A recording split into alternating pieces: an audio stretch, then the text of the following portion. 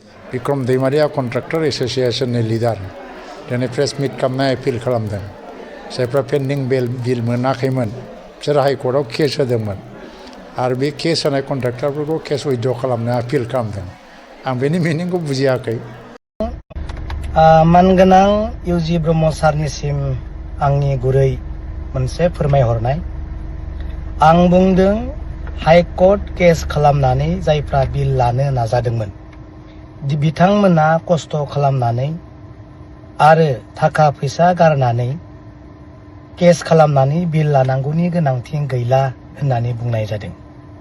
मानो होननानै बुङोब्ला हाग्रामा महिलारि सारा जेफोर पेन्डिं बिलफोर दङ लाइबिलिटिसफोर दङ बेफोर खामानिनि गोजाम बिलखौ होनो थाखाय कन्ट्रेक्टरफोरनो बिल होनो थाखाय हाग्रामा महिलारि सारा इतिमध्ये खोथा होबाय।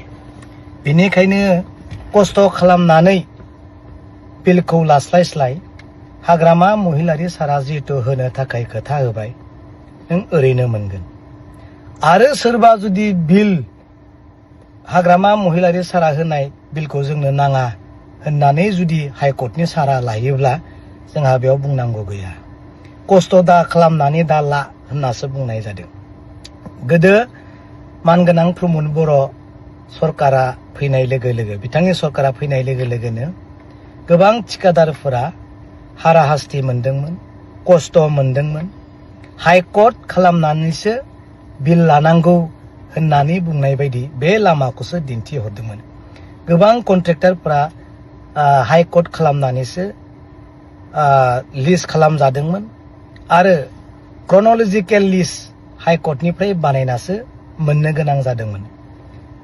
प्रमद बर' सारा ओरैनो रावनोबो बिल गोजाम बिल मोनसेबो होआखै। दा बेखौनो आं बुंनो सानदों जायफोरा बिल मोननो गोसो बिथांमोना थाखा फैसा आरो खस्थ' खालामनानै बिल लानायखौ लुबैयो ना ओरैनो हाग्रामा महिलारि सारजों बै केसखौ उथायनानै दैखांनानै बिल लानायखौ लुबैयो गावबा गावनि खोथा।